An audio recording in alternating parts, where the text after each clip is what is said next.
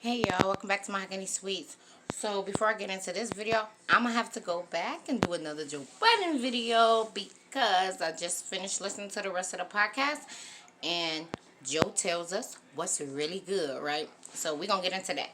But I wanted to come and talk to you guys about Derrick Jaxn. In case you don't know, he is a love guru, a relationship coach, dating manual for women, what to look out for, how to play the game in this game called love.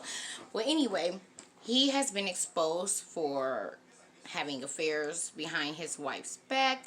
A couple of mistresses have came out and given their story of how they encountered him and what proceeded from it. And he also has came out with his wife and made a video, and he apologizing, right? And he also released a book. So some are speculating that this was all a ruse, a money grab for them to garner attention, publicity, to get sales, to get new viewers, people back interested, invested in him. Because I will be honest, like, I'm aware of him. I have watched videos of him, but I've been stopped. Okay, but I mean, not because anything was wrong with what he was saying. It was just, it wasn't necessary, in my opinion, for me. I didn't need the information. I'll put it like that. But this is my thoughts about it from Derrick Jaxn and his behavior. A lot of people are saying he's a hypocrite because he came out bashing men for doing the exact same things that he was doing. Some people are coming out saying that they are boycotting him and doning him because he has disrespected women, disrespected his wife, kept her hidden for quite some time, and lying, saying he was separated to have these affairs and stuff once people did know he was married, and that he's preyed on women. Well, my thoughts concerning him is this.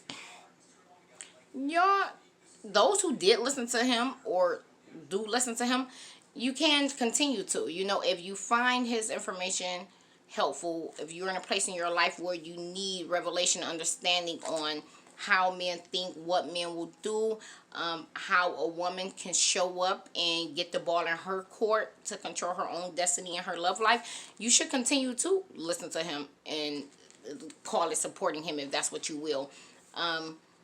And the reason why I say that is because, for the most part, everything that he is telling you about men and about relationships and about women and how men take advantage of women, how we can get the upper hand and protect and guard ourselves and stuff, it's all actually accurate. He is giving good and valid advice. Now, where it comes to the part about him being a hypocrite, right? I look at that as, no, he did research. He's telling you from a first-hand experience of what men do, how men do it, and what better teacher than one who's experienced and lived it. The best lessons are learned from being the student. That's what help you master it and become the teacher.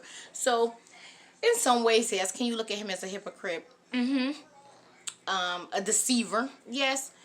A manipulator, yeah, even all that. Things men do every single day, preying on women insecurities, preying on women's fears, preying on women's hopes and dreams. And there are things that us as women can do if we had the tools, the knowledge, the understanding of, that will guard and protect us from a lot of that crap, okay? And he is giving that information. Well, I don't know what he's doing lately because, like I said, I have not watched him in quite some time. But from what I do watch, no, he's giving accurate information. And just look at what he did as research. He was literally being true to his craft and making sure he did all the data research y'all needed to make sure he was accurate and on cue about how this works day in and day out, of how men perceive, will use the tactics that they use to get women, deceive women, and stuff like that, and how you guys can counteract that. So I personally look at it as, I feel bad. My heart goes out to the wife, but she is aware now. She's up to date on her husband's behavior. How dedicated he's been to his craft, his work. How serious he's taking it, the research and hours he's putting in. So if she chooses to stay, she no longer then becomes the victim. Now, if she is one who is mentally and emotionally and possibly even physically been being abused, manipulated, brainwashed and stuff, then yes, of course, that is a totally different ball game. And yes, she is still a victim who needs help to get out. But now that she's aware and the public, her loved ones, are aware, they will be able to possibly help her even more now, due to the fact they are privy as to what's going on and what means he's using to do it. And her eyes to some degree has been opened, that she now has some type of clarity and a way of escape, and will have a support group around her to help her do that if that's what she wants to do. But overall, though, outside of that, if she chooses to stay, she's no longer a victim. She's privy, and women have intuition. We somewhat know what's going on. We know when a man is lying to us. We know when we're in denial and want those lies. Helping them feed us the lies, trying to paint and make the big picture, the pretty picture with a bow on it. So this is another reason why I'm saying, no, if y'all wasn't to him, y'all need to continue. How women were listening to him, and then like these two mistresses turn around and still falling victim to his games and tactics is beyond me. And that's why I don't see them as victims. Those two mistresses, if you have not heard their story, Tasha K actually spoke with them, had interview from them. They are not victims by any stretch of the imagination. They were willing participant, fully capable, mind, body, and soul beings who chose to sleep with a married man. There's a lot of telltale signs to know if a man has a woman, if a man is married, still married and stuff, and they bypassed all of them, because the first rule of thumb is if a man tells you he's married, whether he's separated or not, you should not be involved with him. So that's the first red door that they just bust down, knowing. And then there were other red flags there. And the other reason why I don't look at them as victims and look at them as actually trash is because one in particular even stated that while he was doing his videos, she was walking in the background in her thong, as she stated, laughing. She was giggling. And do you know what she was giggling at? She wasn't laughing and giggling at him. Well, maybe to a degree, his audacity. She was laughing and giggling at his viewers, because she now has become privy to his contradiction, to his hypocrisy, to his deep data research. And she still decided to be a willing participant in it. She still decided to help give him, be the muse for the data that he needed to collect. And she still kept silent while we all, the public, his viewers, fans, supporters, soaked it all up. That woman's not a victim. She is just as trashy as him. And the only reason why she later came and decided to put it on the forefront is because he dropped her. Okay? That's called revenge. Oh, we doing dirt together, but now you drop me out of the equation, so now I want to sink your ship. That's what that looks like to me. I ain't thinking about neither one of them mistresses. The other one stated that, because that was the other thing that the first one, let me see, the one I was just talking about.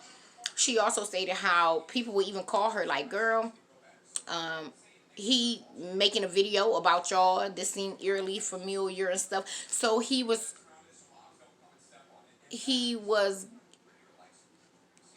fully aware and conscious of what was going on. So I'm not thinking about her. She's not a victim, and I could care two shits about her. She trash as a woman. And yeah, forget her. So now you get to the other one, who states that they had known each other for 10 years. They finally he hit her up. It was his birthday weekend. He invited her to his home, his marital home, and she stated that when she got there, his wife belongings was all up and through there, but she figured that since he was at home and inviting her at home, and it was his birthday weekend, that he was telling the truth about them being separated. Now tell me, what sense does that make? Tell me, what sense does that make? First off, the only woman who's leaving her husband, and she's the one leaving the home with the children, with her stuff still in there, is a battered woman who running for dear life. Other than that, if she was separated, you would have found him in a box. He would have been at his boy crib telling you like, oh, me and my wife is separated, so this is all I have to offer. Not inside the home. So to me, that was just another sign of her saying, I know, but I'm going to eat your lie. Flat out. I know that you still married and with your wife, but I'm going to eat the lie. I'll take that. Good. That's good enough for me. So screw her too. And then she turned around and states that they hung out. She see this wife stuff all in his house. The wife and the children aren't there. They're gone.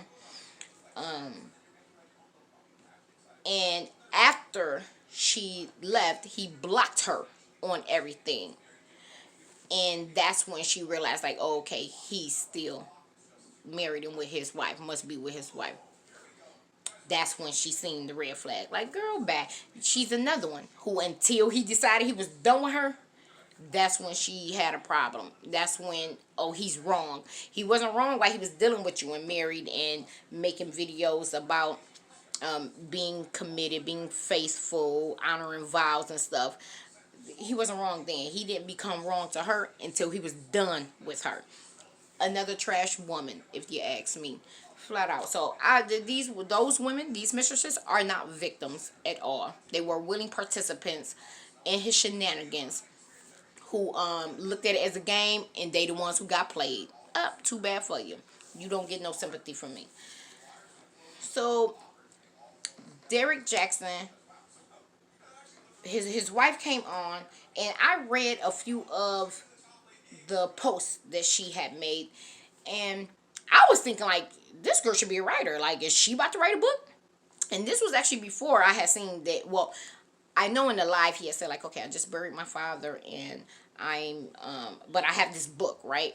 I did peep that, but I still didn't link it to.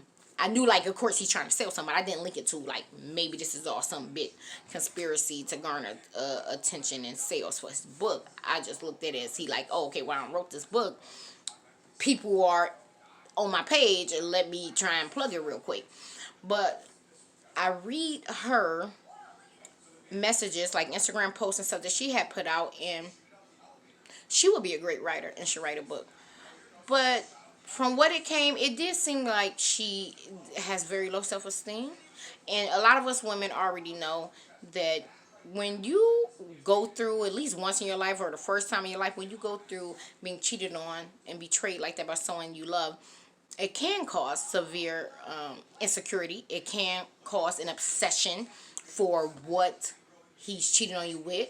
You know, like, okay, I want to know and see what is it about this other person or these other people that he's attracted to. What do we have in common? What don't we have in common?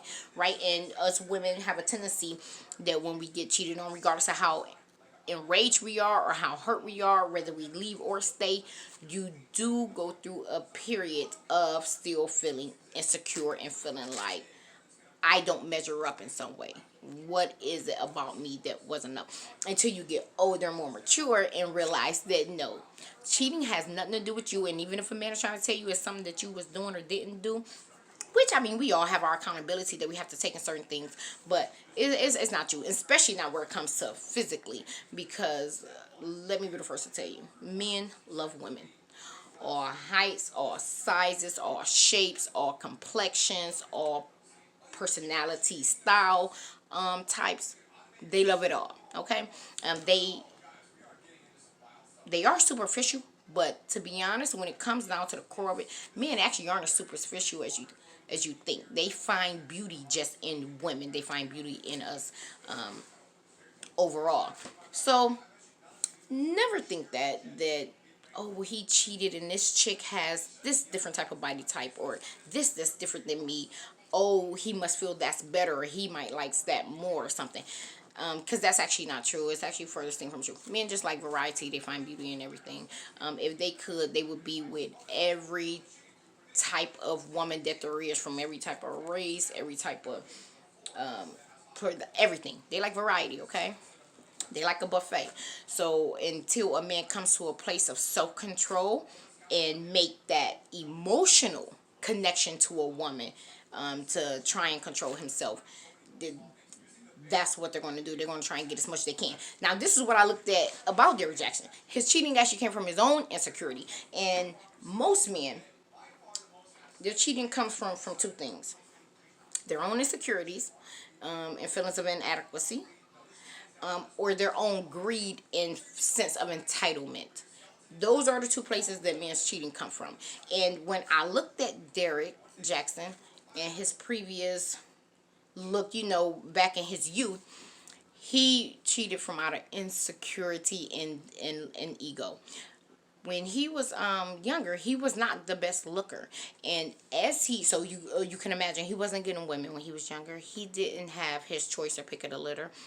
I'm quite sure he had a lot of condoms that just went to waste. You know what I'm saying? Had to be thrown out because they were past the expiration date. As he grew into his looks, and then found his niche, which helped boost his self-esteem, right? Because now he's doing something, is doing well. He's getting attention for it, notoriety for it. That will increase ego. And anyone, it will increase confidence. But then, what is one of the things that women do? When you see a man who has these good qualities, seems to be emotionally mature and acute, and seems to be compassionate and romantic, and saying all the proper things that we would love for a man to say and feel and think and believe, that causes women to want to be drawn to that and have that. So on top of his confidence boost of doing something and doing it well, he had the confidence boost of women now throwing themselves at him and wanting them for himself. And for a man who went to everything is no, no, no, no, no, he's not the one. He's being overlooked by all the pretty girls, all the women that he like and will want. They're out of his league. And now he's in a position where he literally has all this variety throwing themselves at his feet out of their own insecurity, desperation, in attraction to his character that he was displaying. That's going to make him say, yeah, I want to bite. I've never gotten this type of attention from women before, and now I'm getting it. Yeah, I'm going to try and keep what I have at home and eat as much of this buffet as I possibly can. And that just pretty much sums it up. He was very insecure before, and even now he probably still, well, no, I think maybe now his ego and confidence is too high.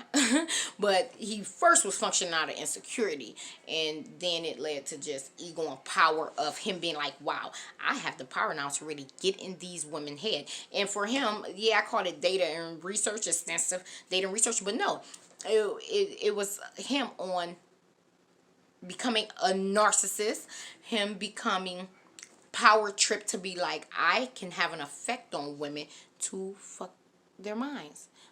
I don't know if I can say that on YouTube. For him to make love to their minds, but just not in the good way. And women, you have to be careful with that, with those men, because those are the most dangerous ones, the ones who know how to get you between the ears. Because men fall in love visually. Well, that's what captures a man. He first is captured by what he sees physically. Women are first captured by what they hear. And men learn, how do I get what I want? I have to give her what she wants. What do women want? They want to be fawned over. They want to be respected. They want to be told how special they are, how beautiful they are.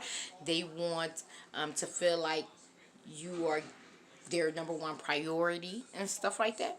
And he learned that and mastered that, and then it became a game to him on being able to see, how far can I get into a woman's head? How much skill and power do I actually have? And he experimented on his wife with that, which is why she is in the state that she's in. But then he also experimented on his viewers with that as well. So you just got to be more careful, okay? You got to be more careful. But for those who were, like I said, soaking in, trust me, I'm quite sure that even up until all this spilled out, his advice and his scenarios were helping women.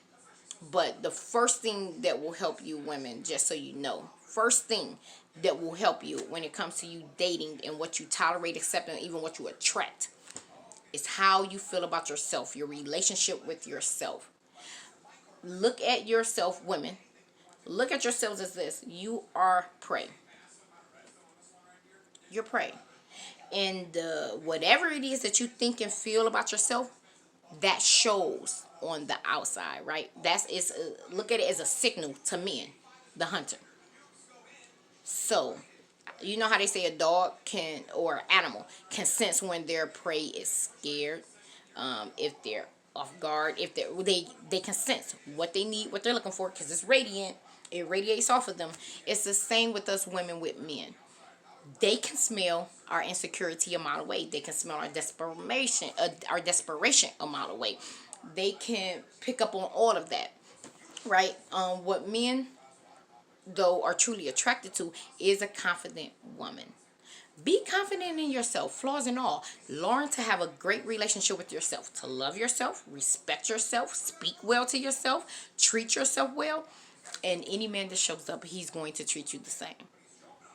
If your relationship with yourself is constantly telling yourself negative things, reinforcing insecurities and fears of how you're not good enough at this, you're not smart enough, you're not hot enough, you're not this enough, that permeates from off of you. And you're going to attract a man who's going to weaponize that against you. And they're going to start off with reeling you in with what they see that it is that you need and want. And then they're going to wear on your and some of them though is so much straight trash that they're gonna come out the gate not being up to par. And ladies, if you dealing with a guy to where off the bat you're seeing signs of he don't know how to truly respect me, he don't know how to truly prioritize me, give me time and attention, treat or talk to a lady, get rid of him off rip, because what that is, every man is an innate skill set in them to know how to treat a woman that they want. If he come to you off rip, all the way down here, his bar is all the way down here with how treating you, he's not going to ever treat you good. He does not value or respect you enough to even say, I want her bad enough to even pretend that I do want her. Cut a guy off rip if he's not respecting you, and going the extra mile for you from the beginning, because it ain't gonna get no better after then. Okay, we treat people how to treat us based off how we treat ourselves. Okay, it was another point that I wanted to make to you ladies. What was it? Wow, how did I forget that quick? It was another point I wanted to make to y'all concerning this Derrick Jaxn fella and how they pray on women. But anyway, just start with that. Actually, I'm gonna do more videos myself about relationship situations and stuff like that. Oh yeah, and if you have that negative relationship with yourself, how you're going to combat that and retrain your mind and feelings relationship with how you treat about yourself is number one, stop being so critical on yourself. But when negative things come to your mind that you're about to say to yourself or nitpick at yourself, immediately denounce it and speak the opposite of it. So let's say that you about to say, oh crap, I'm so fat. Number one, try and catch yourself that it doesn't come out your mouth. If it does come out your mouth though, then you immediately denounce it so you can start training your brain not to say that. Oh, no, that is not true. I'm not fat. I am beautifully made in all my voluptuousness, all my yummy, yummy goodness. You know what I'm saying? Retrain your brain to think differently about yourself. Treat yourself well. And do affirmations. Do affirmations in the morning. What we say has power. If for everything that you speak, that's what the universe is going to manifest and bring to you. God tells us about the power of the tongue. We have life and death in the tongue.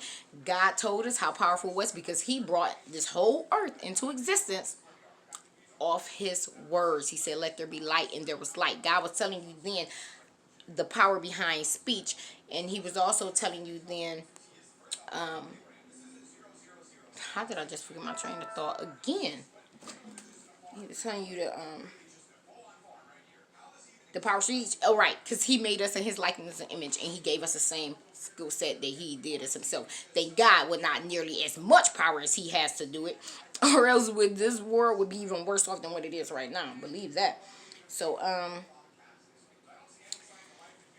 make sure that you are speaking affirmations to yourself, whatever those issues are. If you see anything in yourself that you want to change and bring about a new reality for yourself, you can do that one day at a time. Don't piss stuff off. Don't say, oh, I'm starting this next week, or this is going to be New Year's resolution, because then you're just going to keep putting it back. Any changes that you want to make into yourself, as far as your character or your just life and lifestyle, the way you live, think, believe, then you have to feed and nurture that. You start immediately. What I want to change today, I'm going to start it right now. And that's how you can easily and more quickly make those things habit and a new lifestyle for you. So don't piss stuff off. Speak affirmations to yourself. Speak those things into your life that you desire. In the morning, so it could be as simple as, I am, each morning, look yourself in the mirror, say it out loud.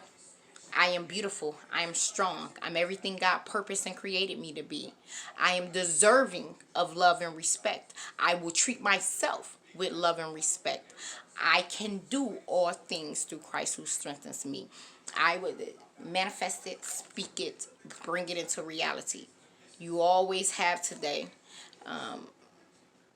Don't waste another time. And as men come into your life, right, who try and date you, you don't have to accept every guy offer to date you, or for your number, or even have to stay in interaction with them if you see things that are not conducive with the reality that you want to create for yourself. So write you out a list of the characteristics and qualities that you want in a man. We're not talking about physical. We're going to leave that. You're going to first start out with character, right? The type of character and qualities that you want in a man. And you judge your dating and which attraction is important, but you don't want to go off just attraction. That should not be the first thing that you're focused on. Is what is appealing to your eye. Find out what type of character you want in a man. What type of personality traits, which normally opposites are opposed to attract, so they can be each other's strength where the other's weak. So find out where your weaknesses are, and then I'll let you know what type of strengths that you need for a man to have. Like me, for myself, horrible with money management. Okay, I've been trying to work on my relationship with money because it's toxic as heck. I'm glad I don't covet money, but I'm too loosely with it. I don't respect it enough as I should. So my exes, for example, they've always had a strength in finances. So like, you want a counteract like that. A highly emotional person. You want someone who's more level-headed and more tame and logical.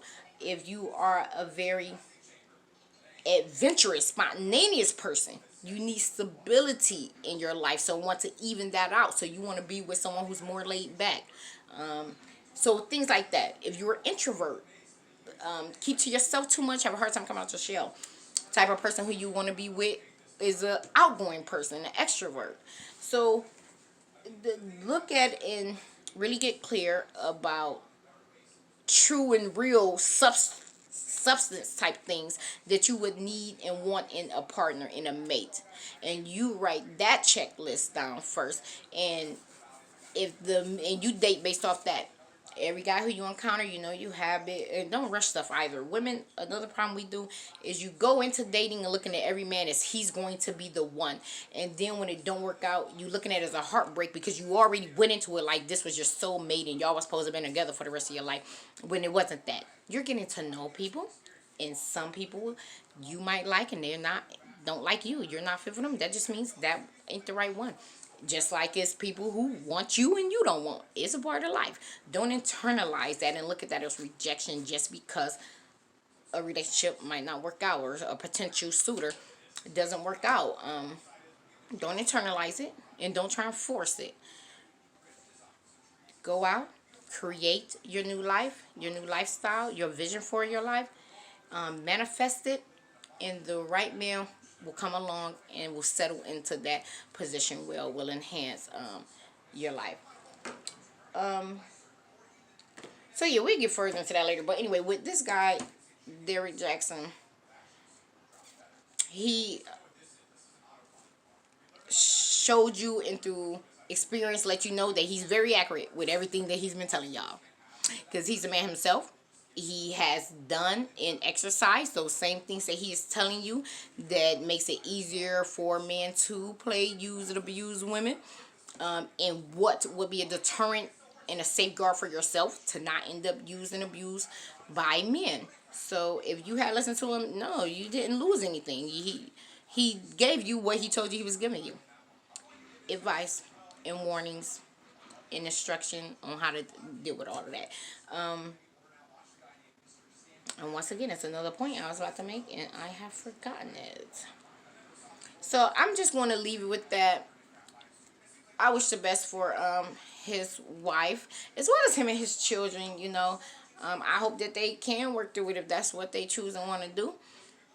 I hope he's sincere in his change, his repentance of his actions. And ladies, you setting yourself up for hurt if you're dealing with a man who done told you he married. I don't care if that man done told you he's separated. I don't care if he done told you he's unhappy. I don't care if he done told you that he trying to wait till the kids turn 18. I don't care if he told you that he just can't afford it right now. Do not fall for those shenanigans.